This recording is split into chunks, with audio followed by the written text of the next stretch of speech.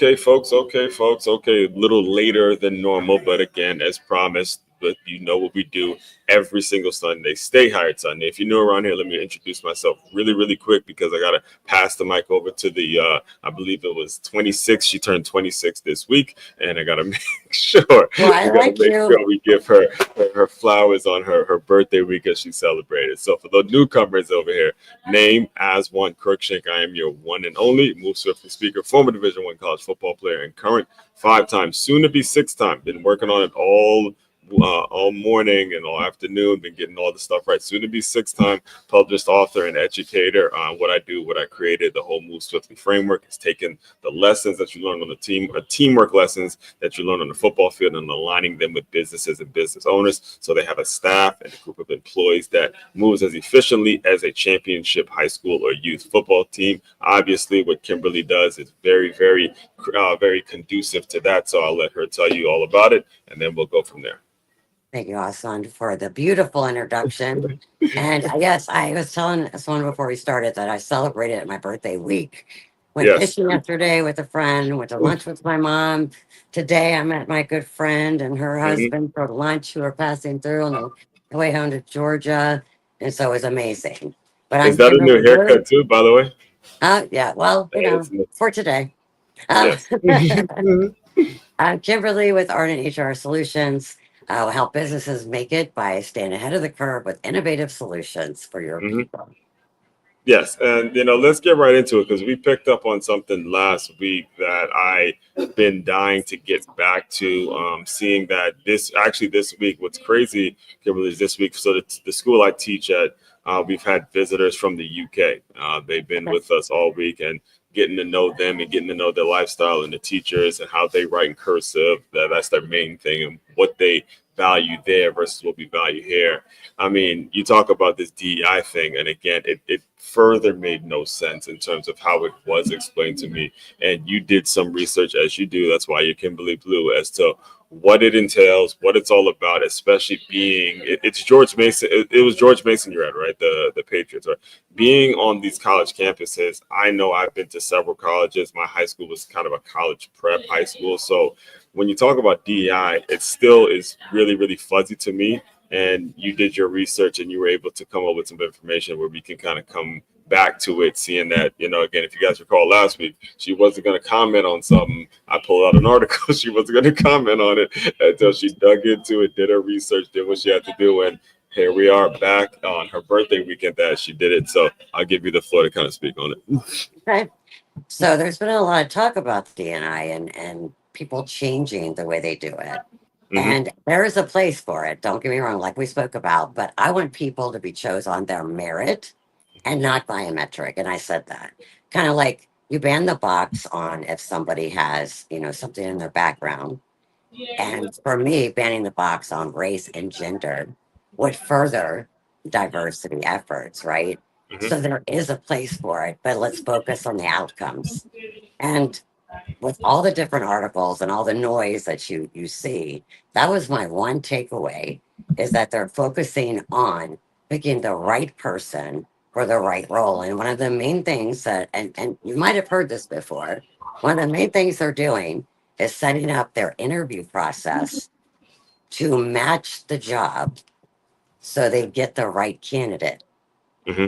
Because when you do that, the diversity comes. And so Hmm. instead of we're looking for, this pool of candidates or this pool of employee groups, look for the person who with different lived experiences than you. Hmm. And I love that because we do all have different lived experiences. Right. And in order to be truly diverse, you do have to have that. You can't have somebody that looks like me, talks like me, thinks like me. Because Hmm. what are you going to get? You're going to get the same ideas over and over again. But Right. if you get people with diverse lived experiences, Hmm. that's where you're going to get the true diversity. So that was a short snippet Hmm. of what I found. And I like the outcome driven ideology. And so, what I did do for anyone that joins is that I Yes. created a toolkit just for this to frame Hmm. up a great program.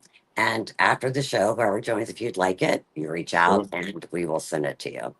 And you can put on your website if you'd like.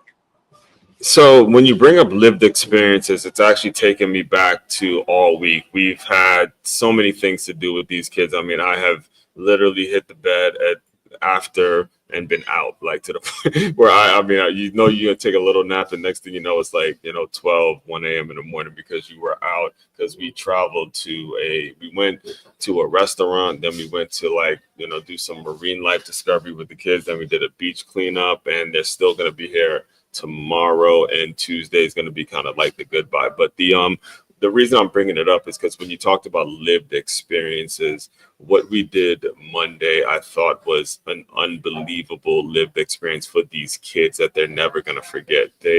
So the school, it's a brand new private school, so we're survived by donors, and we have a lot of relationships, especially out here in West Palm Beach, where the cash is really flowing. I mean, we were like a mile away from Donald Trump's house doing the beach cleanup this past Friday. So the cash is flowing, right? So we actually took the kids to a restaurant named Lot 26. And the owner of the restaurant had it set up to where the kids made their own cake. They created their own dessert. Oh, And then they had the head chef come out who she was teaching them how to do certain things, what the measurements were. There was some math integrated in this in terms of graphs, fractions, all of these things. Now, I'm bringing this up because all this is what leads to having merit, what leads to being diverse and having merit. So when you talk about, becoming qualified, because again, we are Stay Hired Sunday, what do you recommend that our leaders do, whether it's business owners, whether it's parents, whether it's coaches, whether it's educators? It doesn't matter where you are in that world. It's parents, coaches, educators, and teachers. You guys know I primarily speak to you all because you are controlling the day to day. How do you make it so we're teaching young people how to create these lived experiences, though they walk into these job interviews very much having known certain things and having lived through certain experiences? so from a whole all over Yeah, perspective, right? Because that's a yeah, big question. I yeah, would yeah. say, Well, again, you see what we know what we do right, here. but be different, think differently, because Hmm. we tend to stay in our comfortable zone. Hmm. That's normal, like human behavior. We're comfortable here. We are not going to move. So when you look for an experience for your family, for yourself, for Hmm. your employees, think outside of the box and what can I do differently that I'm doing now? And that's part of being an owner leader, being an owner yourself. You have to look out and say, what can I do different to teach something that's different than me and different than what they're used to? How different it would be for me to go to your family reunion, Yeah. right? The culture that you have in your family Right. and how much I would learn just through conversations. Yeah. And that's what we have to think about. What can we do differently to bring different experiences in? Hmm. And in what way? Because everybody has grown up differently and lived differently. And Hmm. if we embrace those cultures in those different ways, and by intentionally making decisions that are against how we live, Yeah. that is how we're gonna Right. make a difference. And And no matter what part of your life. right. And folks, so for you guys who don't know, I will tell you now, especially if you're newer coming around here, we don't plan any of this stuff. I mean, we'll talk about a topic maybe the day before and just confirm that we're still on. But what has happened now is we've successfully transitioned Kimberly from the DEI conversation to the servant leadership conversation, in which we've been dying to get to. Because when you talk about creating those lived experiences and creating those situations in which kids or young people or anybody, when I say kids, I don't even mean kids by age, I mean kids by mindset. I mean kids that you happen to have in your business that are hungry, but they don't have the worldview that you have. You, my friend, as the owner, if you're not stepping out of your comfort zone, you are ultimately putting a cap on your business and putting a cap on your company. Because if you tell them to just do the status quo and just tell them, oh, do whatever's going to keep me from getting fired, do whatever's going to make the money now, then you are putting your company in a situation where you can get bought out. You can get to a place where now people don't really move with you. You're not moving up with the times. So when it comes to getting out of your comfort zone, how would you suggest that our leaders are doing it when they're already making enough to for them to be happy. Like what I've seen, especially in my world, is tenure. That word tenure is like it should be the outlet should be removed from the education experience, because what I've seen now is you have educators now, and I'm not just speaking to people from the school I'm at now, but I've seen this back when even I was in college and they had their tenure and they're like, look, I'm throwing a video on. I got my money. I got my master's. I'm good. I don't care if the I don't care if the students get the lesson or not. You guys figure it out. What do you suggest that the leaders, the ones who really keep up with our stuff, do to get themselves out of their comfort zone, so that they can help the people that are looking up to them, following them. So again, we just do what we have to do to keep the society moving forward. So it's funny that you mentioned tenure because that's a really big hot button for me. Yeah, I'm telling you that word. It's the word. Because And you can see the people that you can do see in my that. face go, oh, I gotta Yeah, keep it. yeah, it is the worst. Not in our industry though, not in education. I mean, look, you want to be an accountant or you want to do something like engineering, right? And you make a wrong measurement and a bridge falls or something like that. Something that, look, you can't make a mistake. In Right. education, it's all about making mistakes. Like it's all about learning That's from how them. you So learn. that's what I'm saying. So Yeah. how do you use that word tenure with our industry? And it drives me crazy. It does. I mean, It the does Jesus is our because what it's saying is that if I'm tenured, hmm then I could pretty much do anything I want or keep doing the same thing, and nothing's gonna happen. right. I'm not gonna grow. I'm not gonna get better. I have to stay exactly where I'm at. Okay. hmm So when I think tenure before I started working in higher education is every time I hear the word tenure, I think unions, and that's a whole different topic. So, hmm audience, please calm down. Right. Yeah. It's a whole different topic, but to me, it's a red flag that there's a hmm place and time for everything. So, don't think I don't think that, and I know that I do. hmm But tenure tells me that it's just like you are more important because you have tenure.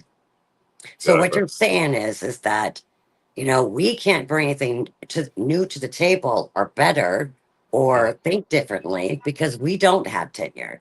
But if you've been here 30 years, that means your opinion is worth more.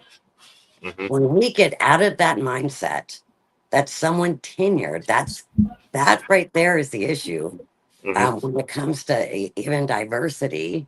Yeah. Because when you're tenured, you also get in a mindset this is the way it's been, this Yeah. is how it has to continue, or it's not going to be good. So But when what? you get somebody new to come in that's Right. not tenured, you hmm get fresh new perspectives on what you're doing. So there's nothing wrong with blending the two together, and that's how hmm you stay fresh and relevant. Because and that's what I'm saying. Like when you think about it, being tenured, it's almost like putting yourself at more of a risk in your job because you're not growing and you cannot predict the future. You don't know exactly what's going to happen. And for you to have the mindset that it's just going to be the way it's going to be because you're tenured, you leave yourself susceptible to anything new, some innovation, an investor doing this, investor doing that, or Yeah. just something. I don't know, the damn coronavirus, right? Something could happen that's going to make it so that ruins that 401k that you thought you had. I mean, I could tell you countless times I've had conversations with people and they said, look, like a couple $1,000 out of my 401k is lost. Now I have to work an extra 5 years. And this happened, that happened. So when you talk about the goal for this is to stay hired, and the goal for this is to teach people how to stay hired. I guess the question would sort of be, how do we fight that? Because it's really difficult to tell a student, especially now I'm speaking on the college age student, it's really difficult to tell them not to go after security. It's really difficult to tell a mother not to go after some secure check that's going to make it so they know the check's coming in, mortgage is paid, bills are paid, food is on the table, and all that. What are some of the little things that a person can do that you would suggest, especially seeing that your clients and the people that you work with, what would you suggest to fight these urges that are naturally moving in the direction where it's like, hey, I hear you, Kimberly. I hear you, Aswan, but I got bills to pay. I got mouths to feed. I got food to put on the table. I love it when I see tenure. So on the flip side of what I just said, right? hmm I love to see tenure, but just because you're tenured doesn't mean that you can't bring new ideas. You have to stay relevant. Hmm. And so to answer that person that's just coming in, or the mother putting food on the table, or for us even, is by staying relevant. You can be tenured, but challenge yourself. Surround yourself with people that are different than you, different than how you look, different than how old you are. You have to surround yourself with all different types of people in order to hear different perspectives. To Yeah, so I've come up with the 5 questions to prompt now, so that's why Okay. I'm not. I am listening to you, but fighting the 5 questions about fighting the urge to get it to stay tenured or something like that. Would that work? Let's see what it comes up with. I don't know Yeah. if that one will work. We'll see. There's nothing wrong with tenure. It's more about pushing yourself when you are tenure to come up with new ideas and you Well, stay no, they relevant. got some. There's some good ones. It's Okay, what is let's the go. real cost of staying comfortable if I remain in this familiar position? What opportunities of growth and impact or fulfillment am I sacrificing? You want to Staying take that one? being stagnant, not growing. You're because you're going to keep with the or stay with the ideologies that you had, and you don't push Mhm. yourself. So you're never going to learn. You're never going to grow. You're just going to stay in the same place, like running in place. It doesn't Mhm. get you anywhere. So pushing yourself to be better. Right.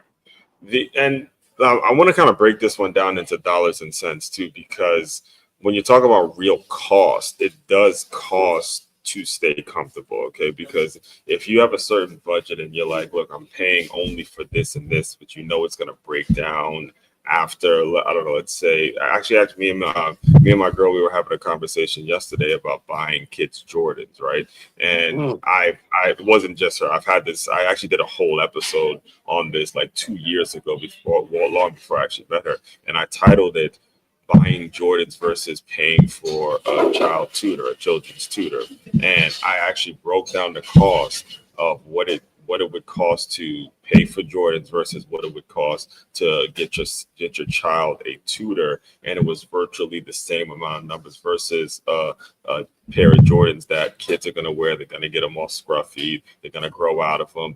But you're comfortable because now you can put your child in a pair of shoes. And this isn't just one person. This is something I've seen as an epidemic. That's a huge problem because you yeah, get paid and you're putting your money on things that make you feel a little more accepted and more comfortable. Ultimately, that's going to cost you over time. So the real cost, the question about the real cost, it does cost you in the wallet. It does. You just don't see it because you got to the point where no one's calling you out on your bullshit, and you're not saying, "Hey, you're spending your money in the wrong way." In fact, I mean, speaking of that, just this Friday when we took the kids to this beach cleanup, I mean, this was Donald Trump's town. This is mansion. This is houses that actually, as one Crookshank is hoping to be able to purchase one of these houses at some point in the future. And one of the kids asked, "Yo, how do you even afford to buy a house like this?" And I told them, their money makes money. They don't spend their money on bullshit. They're not in the I club, know. making it rain. And they the ones created the liquor bottles that your ass or your parents goes and buy. And every time they go in a party, they just seeing their money coming in. They just watching it. They own the property that the damn club is in. That's how it happened. So the real cost of You know staying why? comfortable. Is because they're uncomfortable.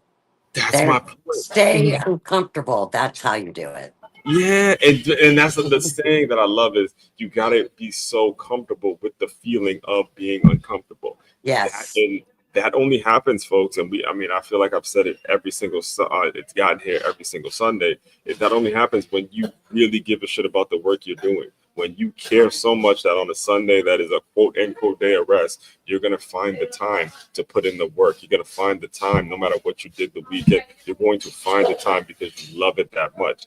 This Yes. staying comfortable, the real cost, it will come. You just don't see it. I'm just letting you know. I'm just letting you know. I can go on You a tangent. ask you ask the hard questions.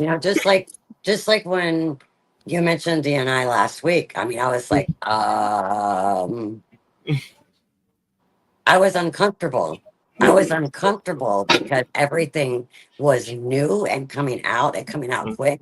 and I'm reading as fast as I can. I'm learning as fast as I can, but Hmm. I'm still okay with talking about it That's what I'm because saying. it's conversations that have to be had in Hmm. order to grow. Yeah. So I love it. Be uncomfortable, being uncomfortable, and keep growing. Hmm. That's how you stay relevant and you stay hired. Right. All right. So next one, I thought this one wasn't. Let's see. Am I still growing, or just going through the motions? Does my current situation? Good. All right. Or am I just coasting because it said, okay, big one here. Challenge me. That's on you. This right here is big because that is a conversation that you're going to be having between you and the mirror, you and you. You know if you're being challenged. You know if whoever you're dealing with, whatever goal you set, whatever the thing is that you actually want to do, you know if it's a tall order, if it's something that you can quickly get to. And eventually you're going to see the results based on how you respond to that challenge. That's really all I have to say. I mean, you know if you're being challenged. Yep. Be honest with yourself because it starts with you. This third one's pretty funny.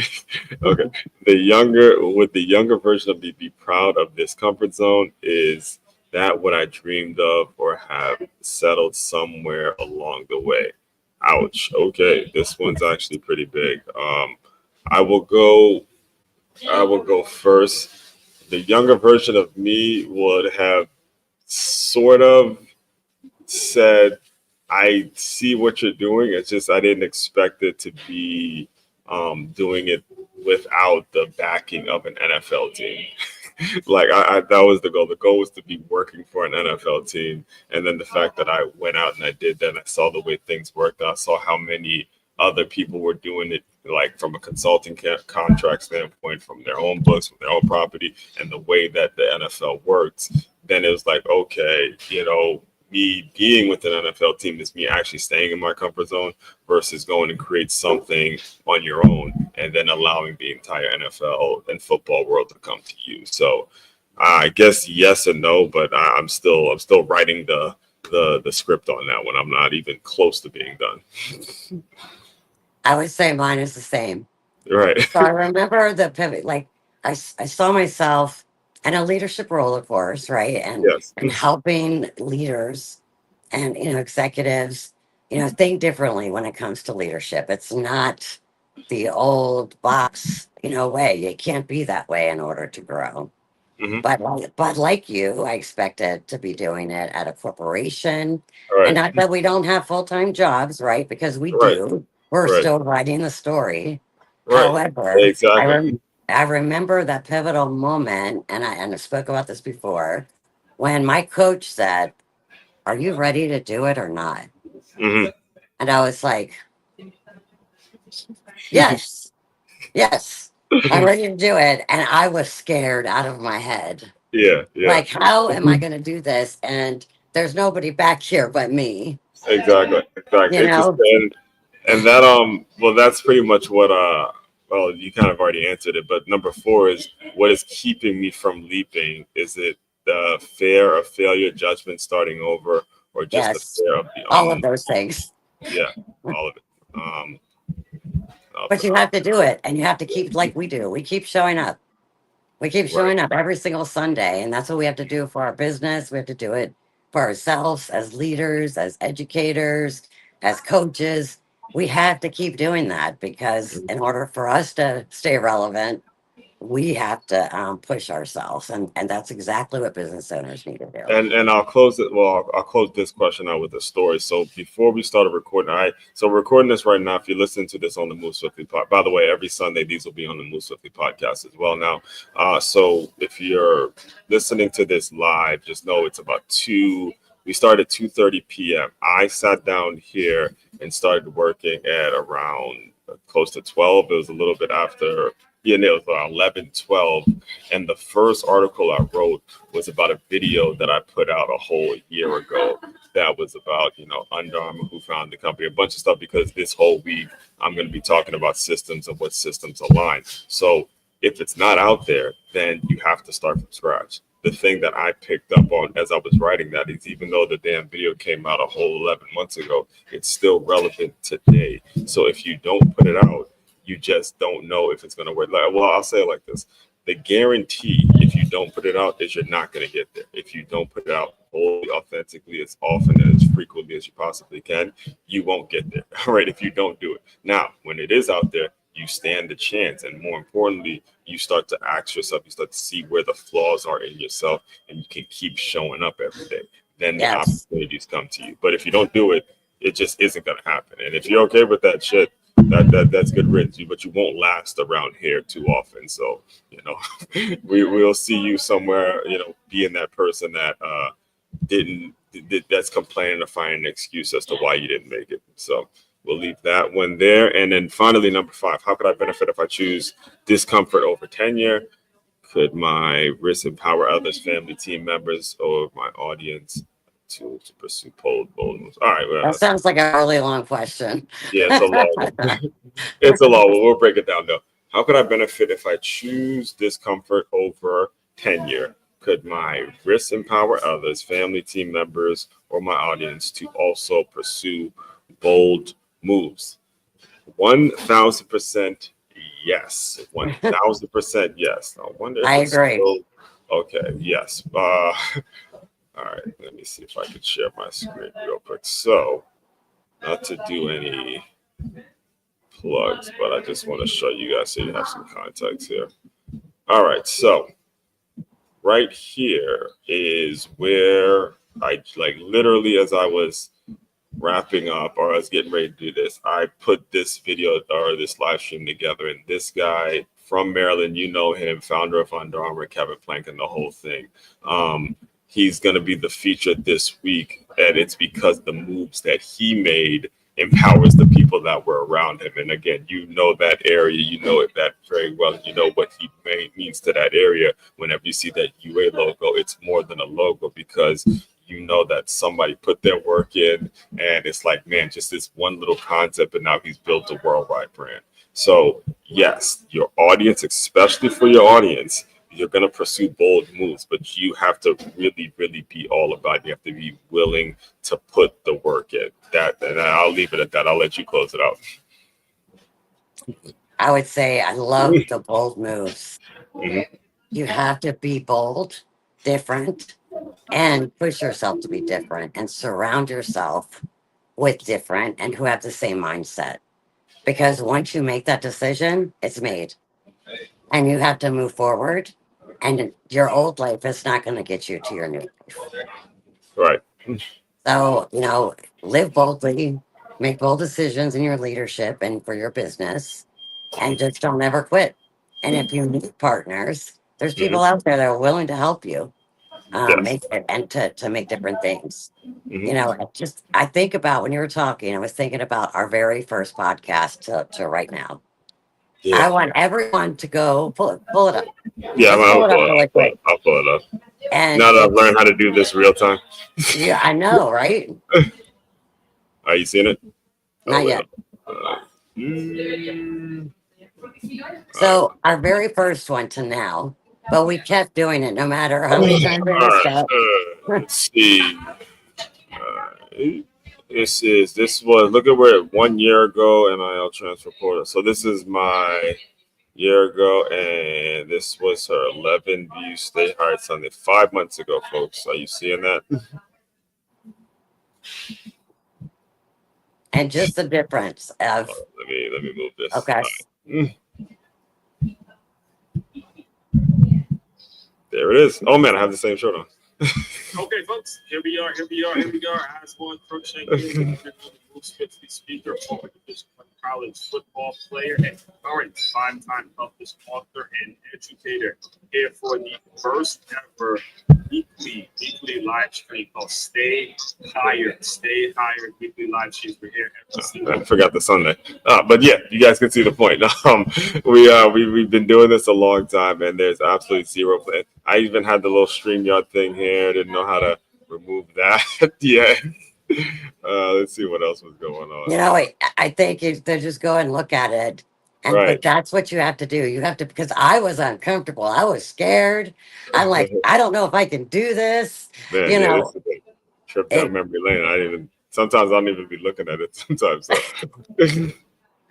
but when you watch yourself, and I mean, you Mhm. have to do that because that's the only way you can get better, right? And Exactly, just look at exactly. just seeing the growth, Uh-huh. that should be enough for yourself, right? To drive you to keep pushing you to do more. Exactly. Yeah. Exactly. So, all that being said, folks, we'll be back Sunday again. Hopefully, you're here, ready to go, ready to learn, ready to get better at something. Main website to check out to dive deeper into all the work I'm doing. It is makeyamove.com. That's MAKEYAMOVE.com. Kimberly, I'll give you the last word to go ahead and plug away. Well, it's nice being here as always. And if you need help with compliance and the new DEI landscape, you can reach me at myhr@ardentehrsolutions.com. Until next time. Later, folks.